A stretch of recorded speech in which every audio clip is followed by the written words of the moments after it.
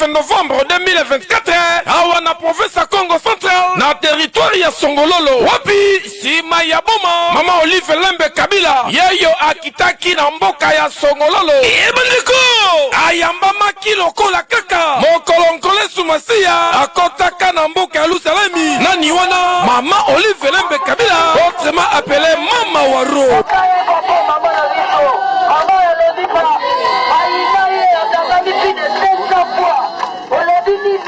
Kakanenge bakolobaka fidélité efutaka nzokande mwana mboka Lutumba Simaro na mata uta asimba bendele ya PPRD uta asimba bendele ya Kabila Kabange wapi lelo yo zaki mokolo esengo ye autaki bongo koyamba mama Olive Lembe Kabila awa na kinga katide esengo etondanaki makambu waboye ngayangani te bandeko ye wana mama Olive Lembe Kabila akitaki achaki makolo na ye na kinga katide Lutumba Simaro na mata azwaki mama Olive Lembe Kabila akotaki na salle de réunion kaka na kinga katide mama Olive autrement appelé Mama Oro akamwaki pe asepelaki na komuna akeye ozalaki bongo réservé na kati ya kinga katide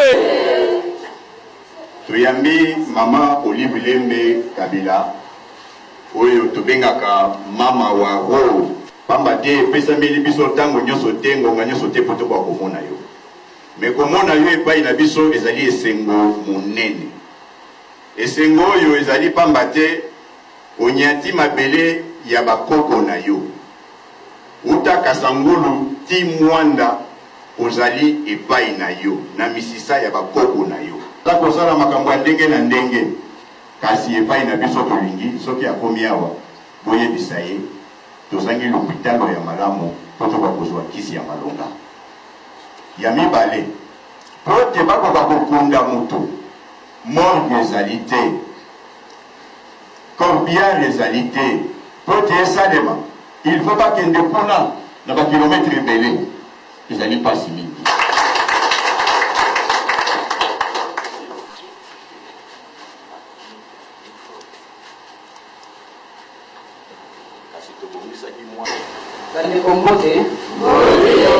Bonsoir encore. Bonsoir.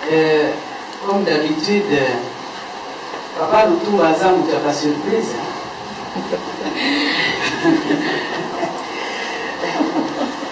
Na satandalité, na surprise oyo na kuti awa bino nyonso ndenge bovandi akeye boyambi ngai na esengo et puis na mo de circonstances oyo papa auti kolobela biso mais comme vous savez mboka na biso ezoleka na kati ya période moko cruciale sauf que décision ezaka na maboka nani ya peuple.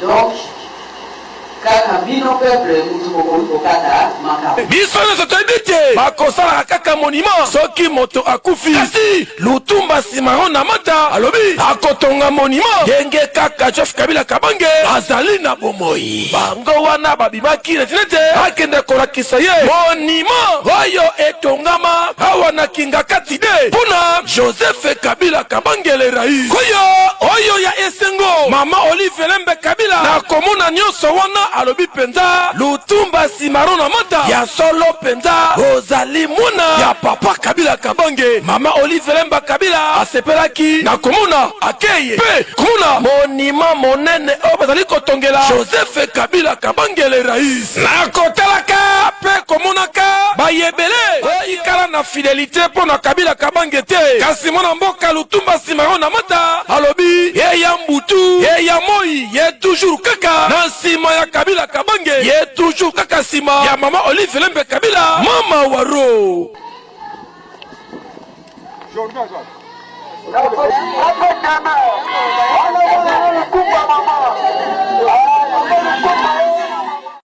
Avec notre maman, la première dame, Maman Olive. Maman Olive. Merci Maintenant, beaucoup. première dame, c'est maman Denise. Il faut qu'on mette ça là. Ok.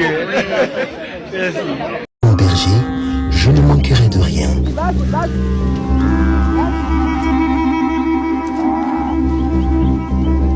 Il me fait reposer dans les verts pâturages.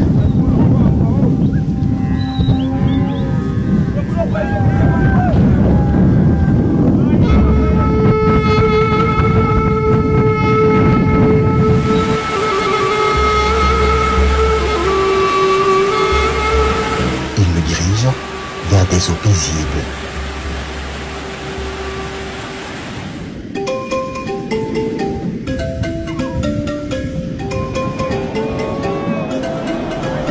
« 380 km nous séparent de Lubumbashi, chef-lieu de la province du Haut-Katanga. En file indienne, les véhicules s'enfoncent dans la savane pour une expédition riche en découvertes.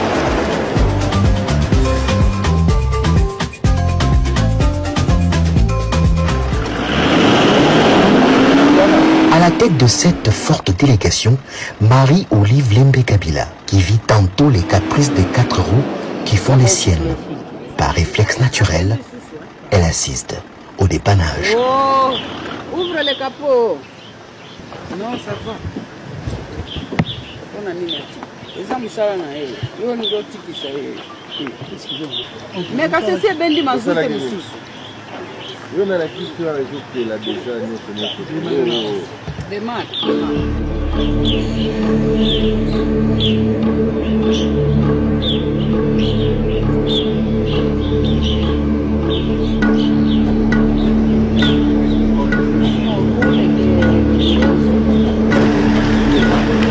C'est pas grave, ça sont des choses qui arrivent.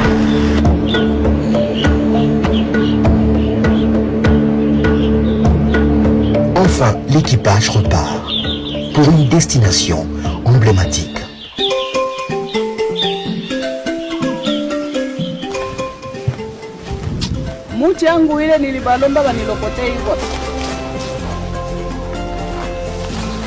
Nous sommes au beau milieu d'une ferme qui porte bien son nom, Espoir. Espoir d'un lendemain nouveau et d'une vie pleine d'assurance face à une éventuelle crise alimentaire. Espoir d'une production bovine de qualité susceptible d'être une alternative à toute carence liée à la consommation.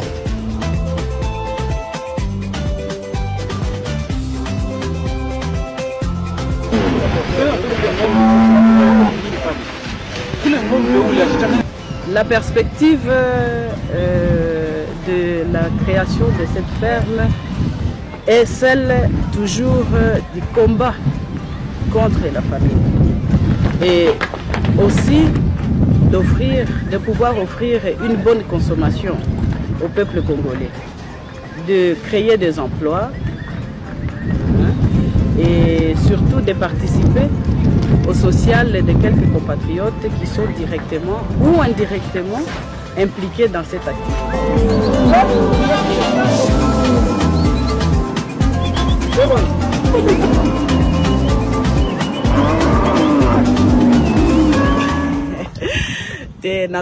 Nalobaki na papa ki nalingi mingi. Oui, nalingi mingi ya koleka. Oui, natindeli ba bisou et belé ya koleka.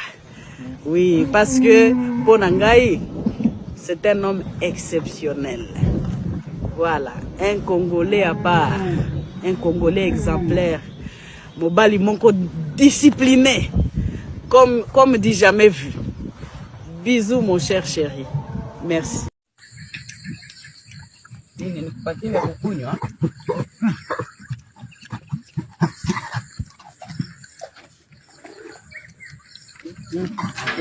Voilà. Kamata.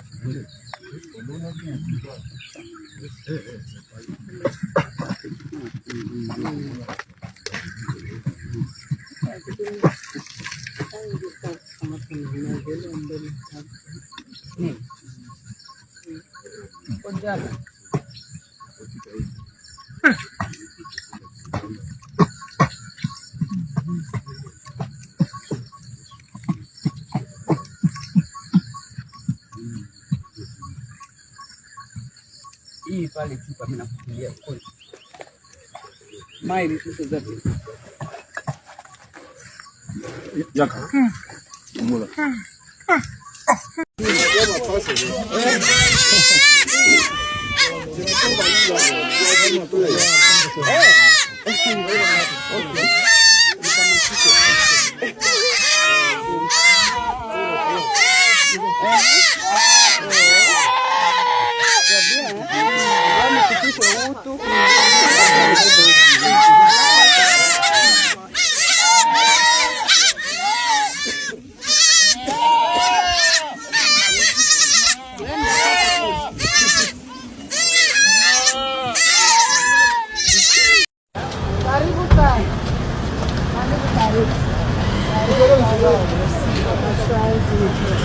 Bien, karibu sana.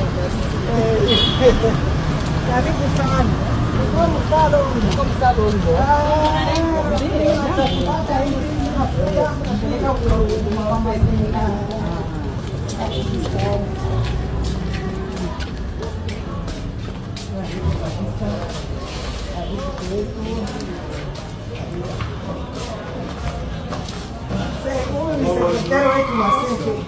Bonsoir, ça va, ça va.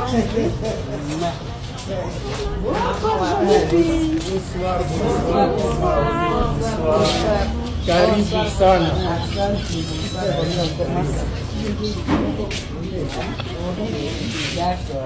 Mama wa roho. Les biens, les biens.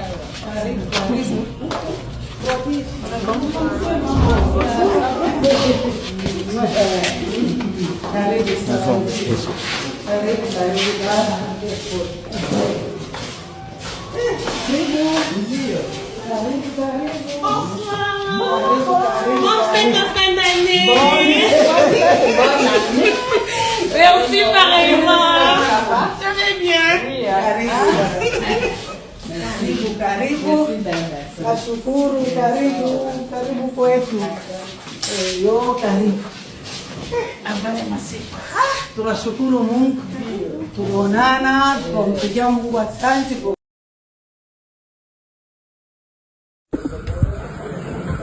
3, 2, 1. Beautiful smile. 1, 2, 3. Boom. I'm like, look at all that